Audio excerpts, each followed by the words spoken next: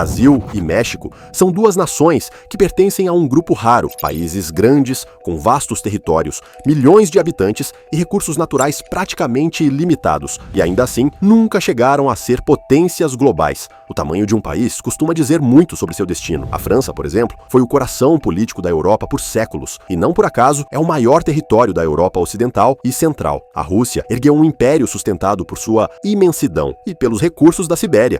E os Estados Unidos só se tornaram o que são depois de expandir suas fronteiras até o Pacífico, comprando a Louisiana e incorporando metade de um continente. O território, portanto, sempre foi um dos principais ingredientes da grandeza. E isso Brasil e México têm de sobra: terras férteis, diversidade de climas, populações grandes, posição estratégica no continente. Tudo o que, na teoria, deveria impulsionar o desenvolvimento. Mas não foi o que aconteceu. Décadas passam, as economias crescem e desabam, e ambos continuam presos na mesma faixa, grandes, mas não poderosos, capazes de atrair atenção global, mas incapazes de ditar os rumos dela. Por que países com tanto potencial nunca conseguem dar o salto definitivo? Será que o problema está na política, na economia ou em algo mais profundo? Na própria forma como essas nações foram construídas, Brasil e México nasceram com uma promessa parecida. Eram os maiores territórios das suas colônias ibéricas, Portugal e Espanha, e tinham tudo para herdar a riqueza de seus colonizadores. Mas desde o início, a forma como foram construídos já indicava o caminho que seguiram. Enquanto Inglaterra e França expandirem seus impérios com foco em comércio, tecnologia e urbanização, Portugal e Espanha criaram colônias primariamente extrativistas. No México, o ouro e a prata alimentaram a coroa espanhola. No Brasil, o açúcar, o café e depois o minério fizeram o mesmo por Portugal. As colônias existiam para enriquecer as metrópoles e não para se tornarem nações autossuficientes. Essa diferença de origem é o primeiro divisor de águas. Países como Estados Unidos e Austrália nasceram de colônias de povoamento. No Brasil e no México, nasceram de colônias de exploração e, portanto, não tiveram instituições próprias desde o início da sua história. Mesmo depois da independência, as estruturas continuam as mesmas por séculos. Até chegar aos dias de hoje, o México, sob influência norte-americana, manteve a dependência do capital estrangeiro, principalmente dos Estados Unidos. O Brasil, após a monarquia, continuou preso à exportação de matérias-primas e à elite agrária. Enquanto isso, as nações que hoje são ricas se industrializaram, como foi o caso dos Estados Unidos, França e Inglaterra.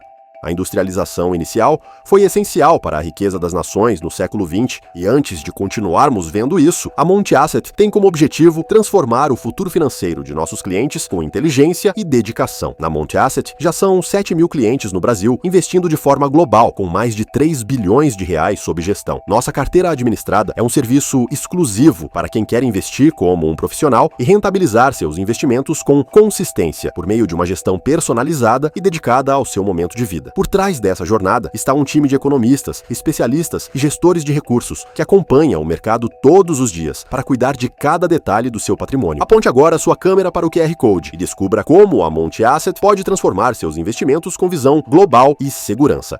Como pode ver neste gráfico, foi justamente a Revolução Industrial, que é esse ponto em vermelho, que levou o nosso mundo para outro nível, principalmente as nações que se industrializaram no século XIX. Então é importante separar uma coisa da outra.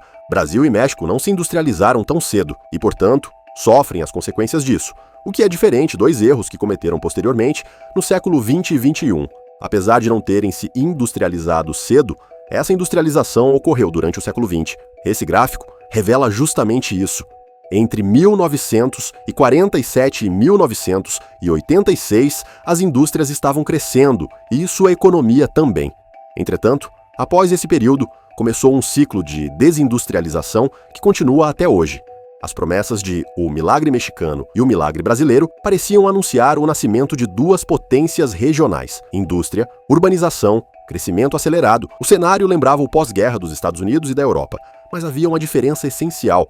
Nos países ricos, o crescimento vinha de dentro continuamente, baseado em produtividade e tecnologia e principalmente em instituições sólidas. No Brasil e no México não existia um plano claro.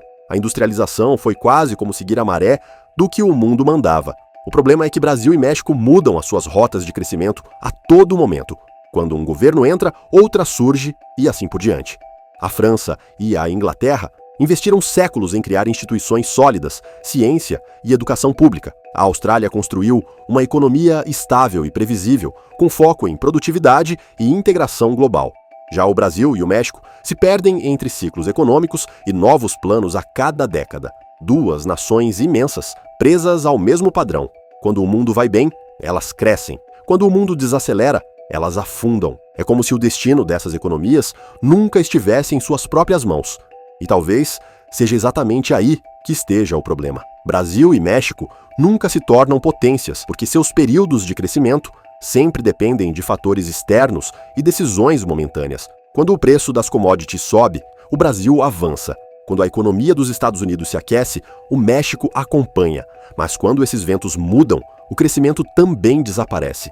Nas nações que conseguiram se consolidar como potências, o cenário é o oposto.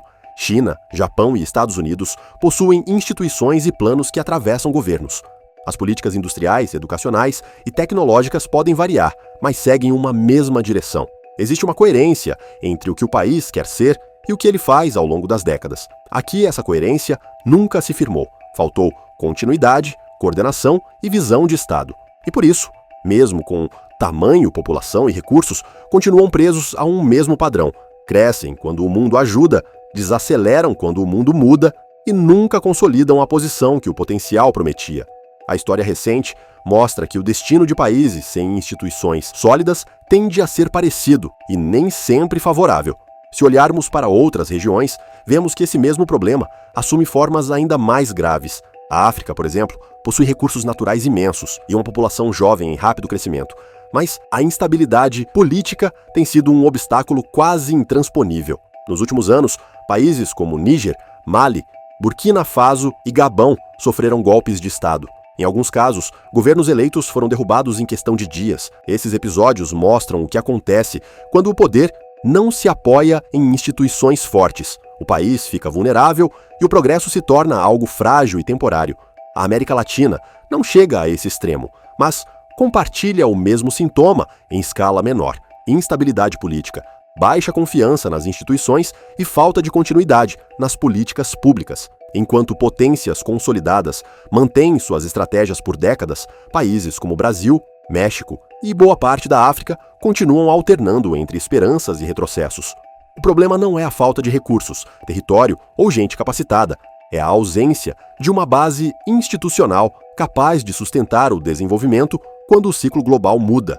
É mais fácil para uma nação como a China estabelecer um plano nacional quando carrega mais de 5.000 anos de história contínua. A civilização se transforma em memória, e a memória em estrutura. O mesmo vale para o Japão, cuja disciplina institucional vem de séculos de coesão social e planejamento de longo prazo. Até países mais jovens, como a Austrália, nasceram com um ponto de partida mais sólido, uma colônia de povoamento que herdou instituições, leis e cultura política estáveis. Na América Latina, o desafio não veio apenas do tipo de colonização, mas da falta de estrutura cultural que ela deixou.